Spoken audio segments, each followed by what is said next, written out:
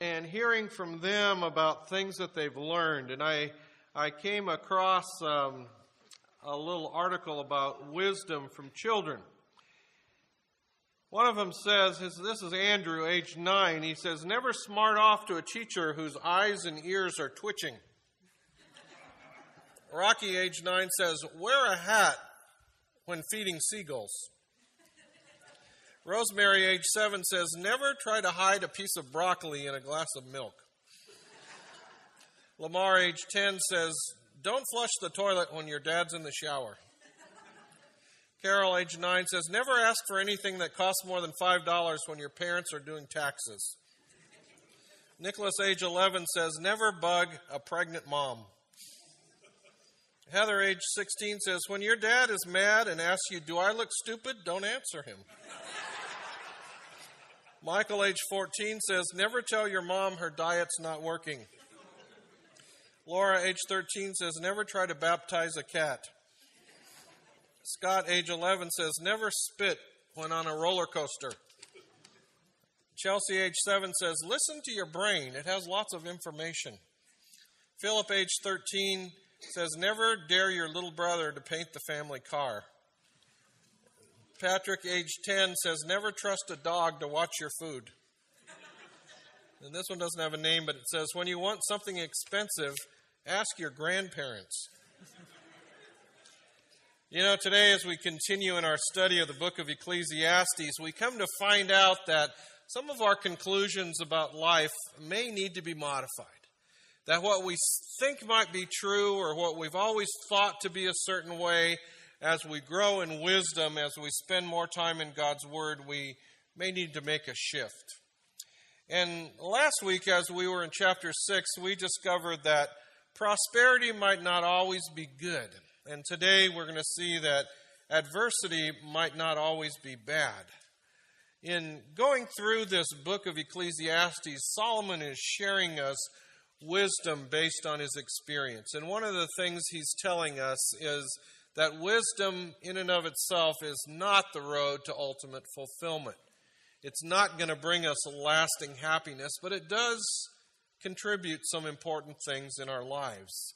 So let's turn to Ecclesiastes chapter 7. And as I went through this section, I was noticing it's very much like the book of Proverbs. There's little statements and sayings in here that give us wisdom and give us advice.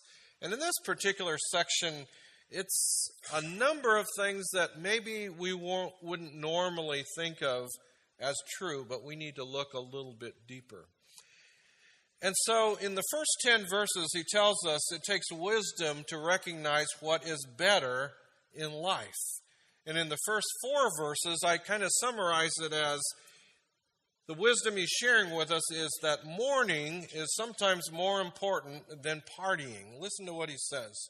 This is from the Christian Standard Bible. It says, "A good name is better than fine perfume, and the day of one's death is better than the day of one's birth. It is better to go to a house of mourning than to go to a house of feasting, since that is the end of all mankind, and the living should take it to heart.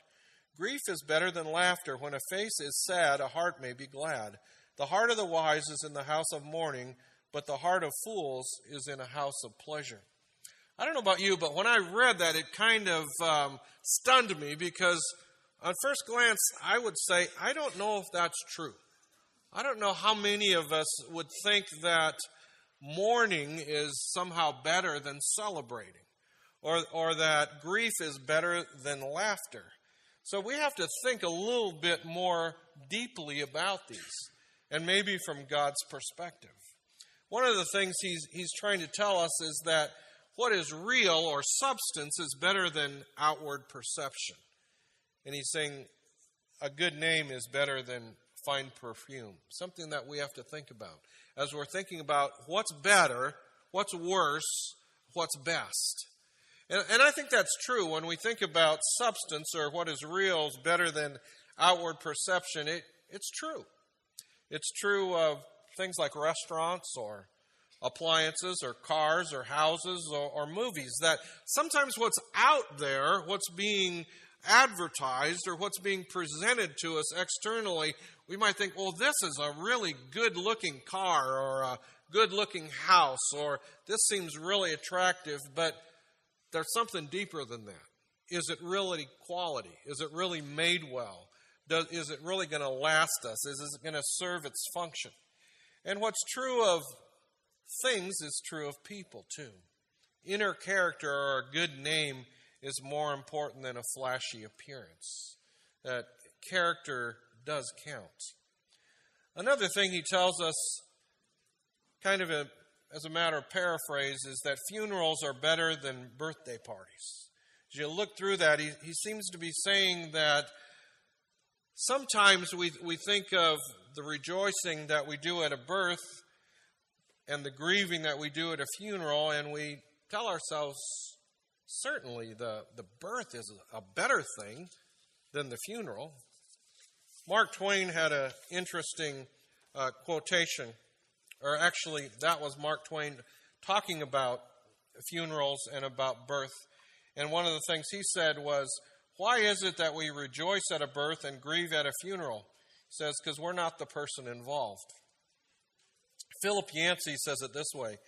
He says, your world is dark, safe, and secure. You're bathed in warm liquid, cushioned from shock. You do nothing for yourselves. You are fed automatically, and a murmuring heartbeat assures you that something larger than you fills all your needs. Your life consists of simple waiting. You're not sure what to wait for, but any change seems far away and scary. You meet no sharp objects, no pain, no threatening adventures, a fine existence. One day you feel a tug. The walls are falling in on you. Those soft cushions are now pulsing and beating against you, crushing you downwards. Your body is bent double, your limbs twisted and wrenching. You're falling upside down. For the first time in your life, you feel pain. You're in a sea of rolling matter. There is more pressure, almost too intense to bear. Your head is squeezed flat, and you are pushed harder and harder into a dark tunnel. Oh, the pain. Noise, more pressure. You hurt all over. You hear a groaning sound, and an awful sudden fear rushes in on you. It is happening. Your world is collapsing. You're sure it's the end. You see a piercing blind light. Cold, rough hands pull at you. A painful slap. Wah! Congratulations, you've just been born. We sure don't think of it that way, do we? We don't think of the birth from the baby's perspective, but maybe that's something that Solomon is saying here. Another quote I came across said, a friend of mine stopped smoking, drinking, overeating, and chasing women all at the same time. It was a wonderful funeral. I think there's a principle here. We need to come to terms with our own mortality and eternal destiny. And you know, if that is something that's true, this is going to happen way more at funerals than at birthdays. The Apostle Paul in the letter to the Philippians said, for me to live is Christ and to die is gain. I don't know if you think about that. I don't know if you really even believe that. That's what God's Word says. To live is Christ and to die is gain. I think those of us that know Jesus Christ as our Lord and Savior, we realize that's true. But you always wonder in the moment if that's going to be your response. 3 years ago on March 21st, I had a heart attack. And I remember being in the emergency room, and they couldn't get the IV in. And so it took 6 times. It was bad. It took 6 times to get that big needle in. And finally they got it in, and then they got me on a stretcher thing, and they were going to take me in an ambulance and take me to the airport to fly out. And I remember it wasn't fun. I was really tired. It was early in the morning, and Kathy was kind of freaking out a little bit naturally. And so they get me in the helicopter, and we start going, and I think, man, I don't know why we're doing this. I'm okay, you know. And then, you know, it was very clear that I wasn't okay. And when we got to the emergency room, I remember I was waiting in there until the person that could put the stent, you know, was there and everything. And they said something about, well, you know, we're thinking about putting you in a regular room, you know, until we get this catheter thing with the stent and everything ready.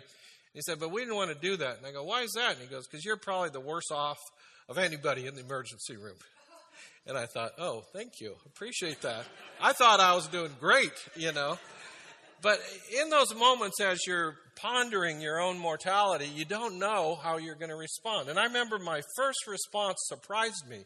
It was awesome. I get to go home. And then I thought about it. And I remember thinking, you know what? I've got people. Got the church, got my kids, got my wife. I don't think I'm ready to go home right now. But there was something comforting about the first thought was not, I don't want to die. It was, I get to go home.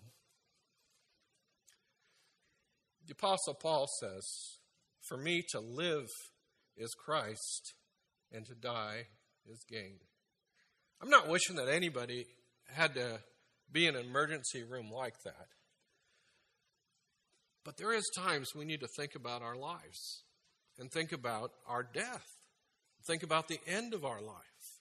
And are we really prepared? Is our faith that solid that it is gain when we die? Or is that something we just think we're supposed to say?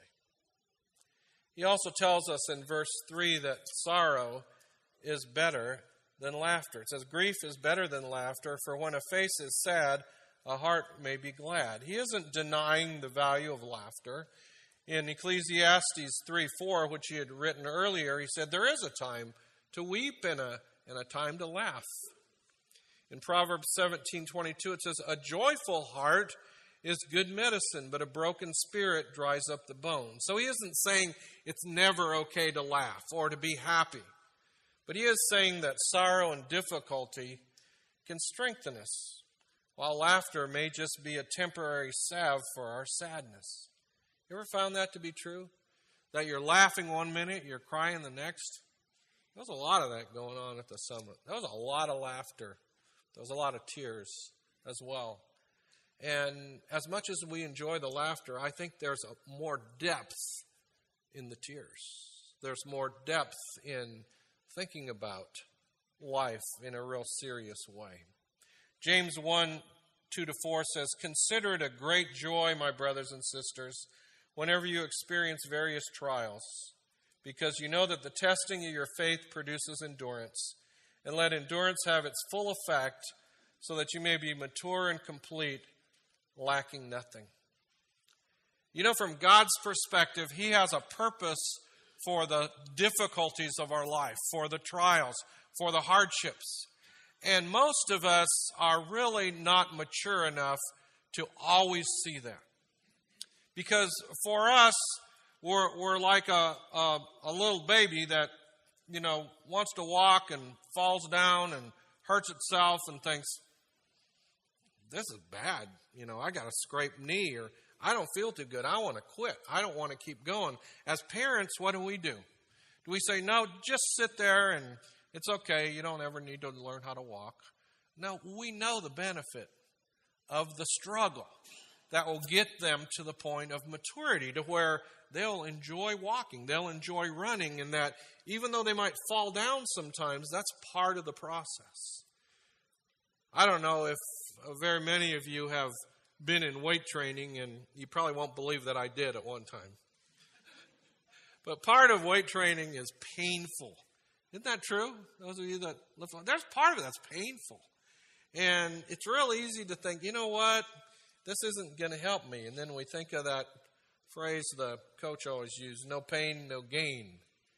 It isn't just true about weightlifting. It's true about life. That if you want to grow, if you want to gain, if you want to become stronger, if you want to become more mature, there's going to be pain. It isn't just all about laughter. In 2 Corinthians chapter 12, verses 7 to 10, Paul says, therefore, so that I would not exalt myself, a thorn in the flesh was given to me, a messenger of Satan to torment me, so that I would not exalt myself. Concerning this, I pleaded with the Lord 3 times that it would leave me.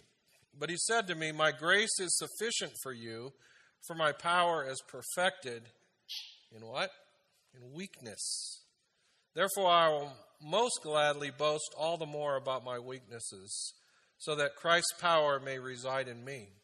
So I take pleasure in weaknesses, insults, hardship, persecutions, and in difficulties for the sake of Christ. For when I am weak, then I am strong. If you've been in the church a long time, you've probably read those verses, and they don't strike you as strange. But on first glance, that's weird. That's strange that someone would take pleasure in weakness and in insult and hardship and persecution and difficulties. It takes wisdom. It takes a shift in how we look at life to be able to embrace that as true. Alexander Solzhenitsyn, who was a Russian that was imprisoned, he said this. He said, "Bless you, prison. Bless you for being in my life. For there, lying on that rotting prison straw, I came to realize that the object of life is not prosperity, as we're made to believe, but the maturing of the soul." One of the things I thought about is the struggles that we have oftentimes spiritually is because this is our goal over here. And for most of it, it's pleasure, prosperity, health, happiness. That's our goal. God says, no, the goal is over here. It's Christ-likeness. It's spiritual maturity. So what happens when God is pulling us this way and our own will is pulling us this way? Who's going to win? Anybody have an idea? God's going to win. God's going to win. He's going to bring things in our life to help us see what's best for us. Not because He likes to see us struggle. Not because He enjoys us being in pain. It hurts Him as well. But He knows there's something better. And as long as we're committed to doing what we want rather than what He wants, there's going to be conflict. There's going to be misunderstanding. There's going to be frustration. We're going to be mad at God because we say, God, you're not cooperating with me because this is what I think is best.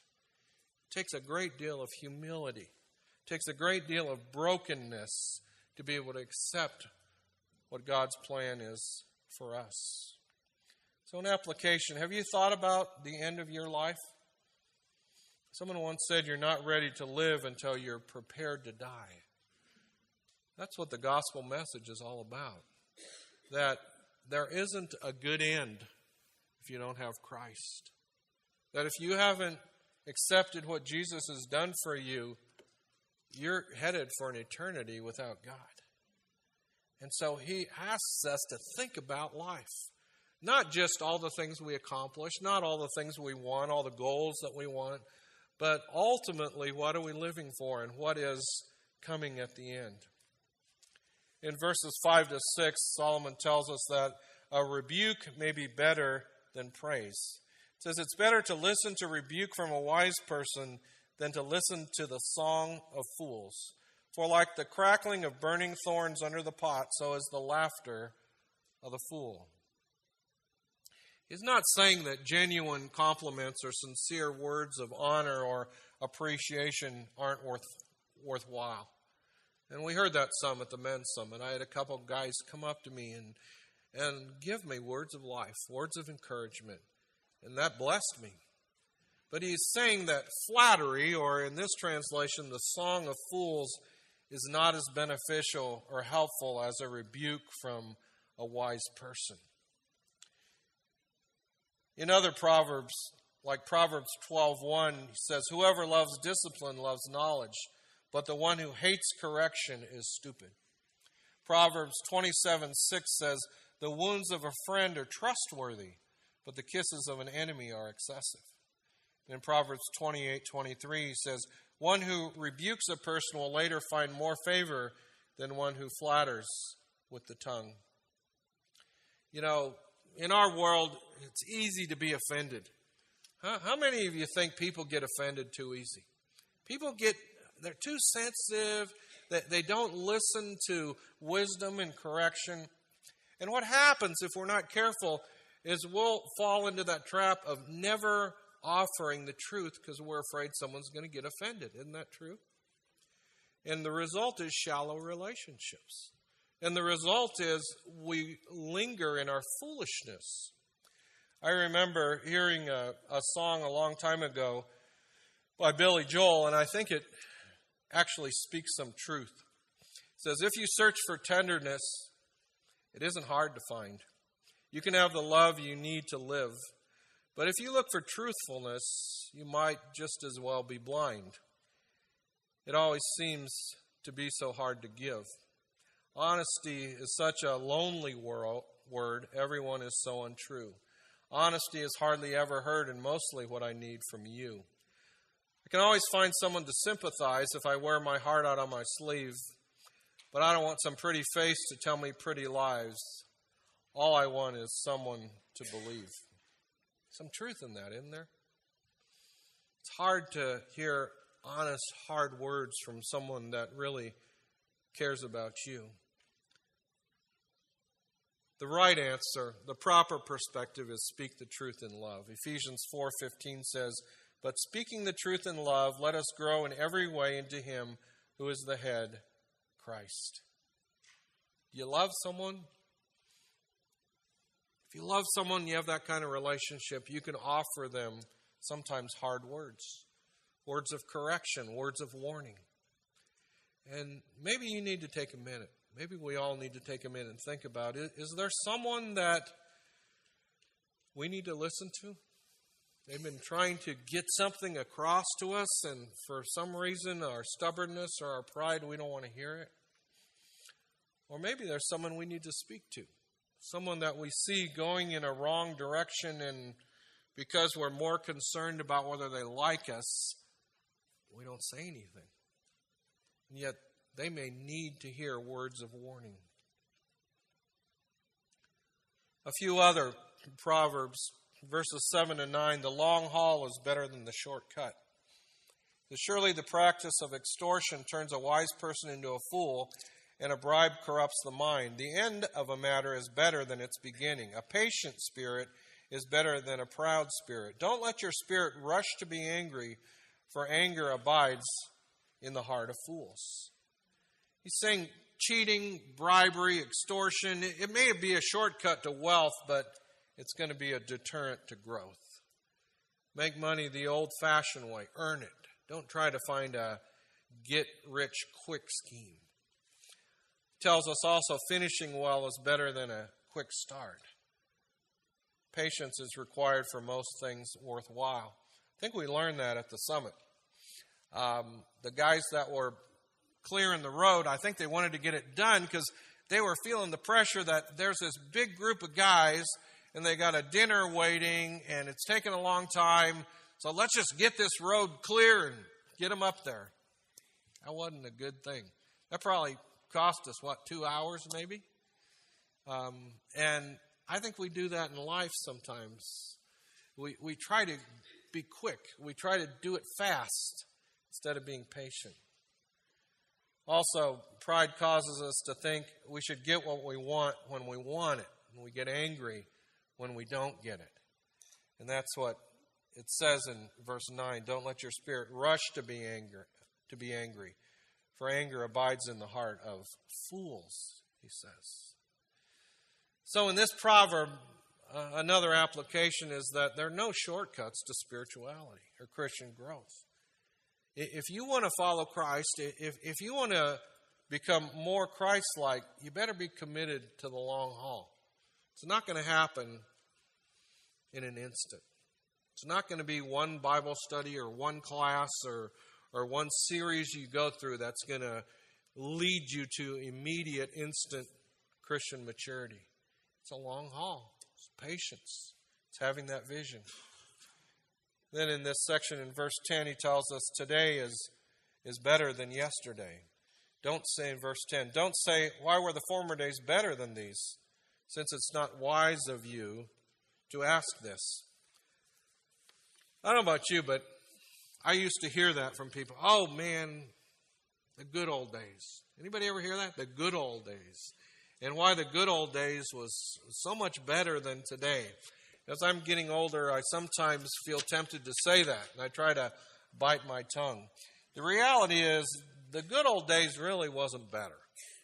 I was reading something, and it said the average life expectancy in America I don't know how many years ago it was 47. The U.S. Census Bureau projected that 114,000 Americans will be centenarians in 2010, a number expected to swell to 241,000 by 2020. Only 14% of homes in the U.S. had a bathtub. Only 3% of homes had a telephone. A 3-minute call from Denver to New York City cost $11 if you could get through. There were only 8,000 cars in the U.S. and only 144 miles of paved roads. The average wage in the U.S. was 22 cents an hour. The average American worker made between $200 to $400 a year. The 4 leading causes of death 100 years ago in the U.S. were pneumonia, influenza, tuberculosis, and diarrhea. What's America's most pressing publicized health risk today? Obesity. Diet programs are a multi-billion-dollar industry because we have too much food. What a great problem to have. The flu epidemic of 1918 to 1919 killed somewhere between 20 and 40 million people worldwide. We have ways of combating it today. What was life like before the polluting automobile? Do you have any idea what city life was like when hundreds of horses defecated in the streets? During hot days, the manure would dry and the air would be filled with bacteria-laden dust that people would breathe. When it rained, pedestrians would have to traverse through manure sludge. A new year brings a lot of hand-wringing about the condition of our world. Too often we dwell on the bad and ugly and dismiss the good as inconsequential. Something we don't always think about. We long for the good old days, but we don't remember how bad it really was. It really doesn't do a lot of good to live in the past. It's gone and it isn't coming back. And so maybe a warning from Solomon. Don't live in the past. Live in the present. Look to the future. And then just a few more. In verses 11 and 12, it takes wisdom to protect us from life's pitfalls. Wisdom is as good as an inheritance, an advantage to those who see the sun. Because wisdom is protection, as silver is protection, but the advantage of knowledge is that wisdom preserves the life of its owner. Some people think if you could have anything you want, you'd want a big inheritance. And that could protect you from poverty, but wisdom protects us from pride, protects us from foolishness. Money may shelter us from some of life's difficulties, but wisdom protects us and preserves our very lives. And then in 13 and 14, it takes wisdom to gain a divine perspective. Consider the work of God, for who can straighten out what he has made crooked? In the days of prosperity, be joyful, but in the days of adversity, consider.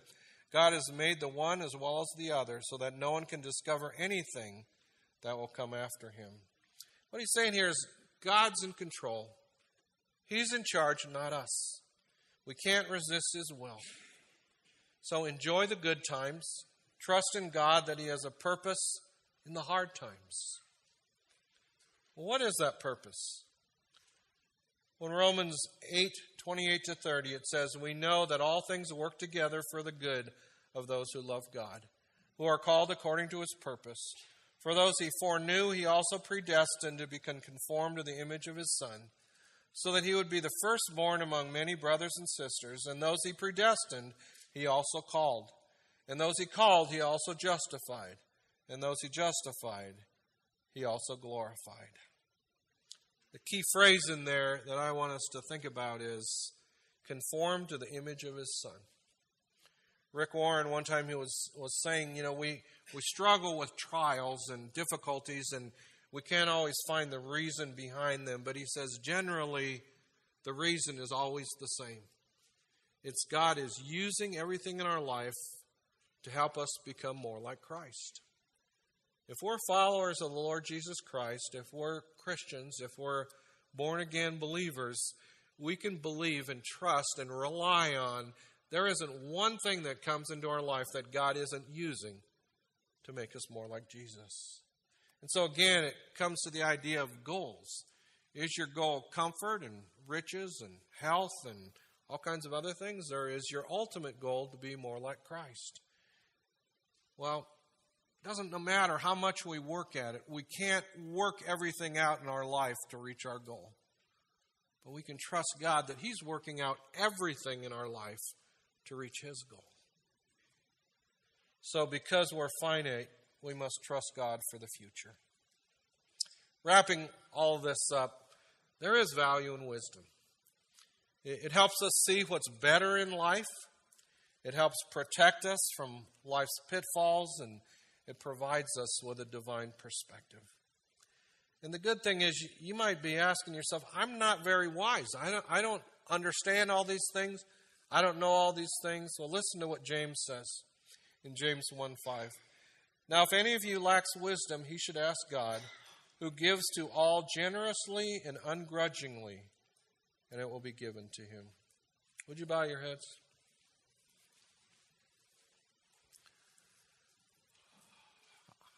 I don't know exactly what the Lord is speaking to you about today.